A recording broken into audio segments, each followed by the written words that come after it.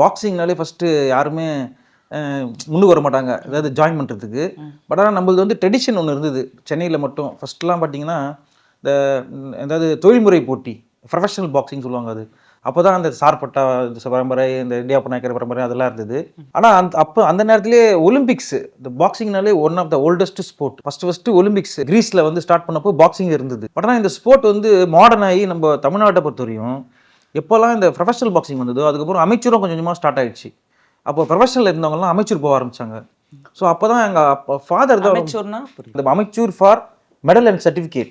விளையாடுறது medal certificate கிடைக்கும், அப்புறம் கவர்மெண்ட் ஜாப் கிடைக்கும். இதுதான் அமைச்சூர். ப்ரொஃபஷனல்ன்றது பணத்துக்காக விளையாடுறது. அதில் வந்து ஒரு ஒரு ப்ரைவேட்டாக ஒரு மேனேஜர் வந்து இருப்பார். அவர் பாக்ஸிங்கை ஃபைட் ஃபிக்ஸ் பண்ணுவார். அவங்க 2 பேர் வின் பண்ணுறவங்களுக்கு இவ்வளோ பணம், தோக்குறவங்களுக்கு பணம் கிடைக்கும். ஸோ இதுதான் பாக்ஸிங் உடையது. அப்போ அந்த மாதிரி இருக்கிறப்போ எங்கள் ஃபாதர் வந்து ரொம்ப இன்ட்ரெஸ்டட் பாக்ஸிங்கில். அவர் இப்போ பெரிய முகமது அலி ஃபேன். அவர் முகமது அலி அந்த நேரத்தில் வந்து வேர்ல்டுலேயே ரொம்ப ஃபேமஸாக இருந்தார்.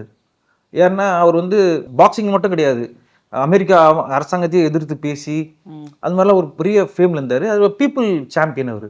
அந்த மாதிரி இருக்கிறப்போ எனக்கு முகமது அலியுடைய ஃபேன்ன்றதால எங்கள் அப்பா வந்து எங்களை ஒரு பாடி பில்டர், எங்கள் அப்பா mister Madras, mister Tamil Nadu. But இருந்தாலும் அவர் வந்து எங்கள் பாக்ஸிங்கில் இன்வால்வ் பண்ணார். அவர் வந்து உங்களை பாக்ஸிங்கில் கொண்டு வரணும், அவர் பாடி பில்டிங் அப்படிங்கும்போது அதுலேயும் கொண்டு வரல. அவர் பாடி பில்டிங்கில் வந்து ஜட்ஜஸ் வந்து டீசன் தப்பு ஒரு நேரத்தில் எப்படி வேணால் ஃப்ளெக்சிபிளாக பண்ணுவாங்க.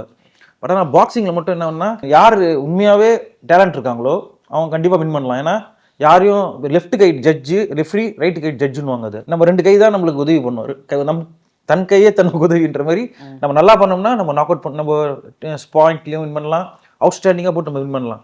பட் ஆனால் பாடி பில்டிங்கில் அப்படி கிடையாது, பார்ஷாலிட்டி பார்ப்பாங்கன்றதுல அவர் பாக்ஸிங் விட்டார்.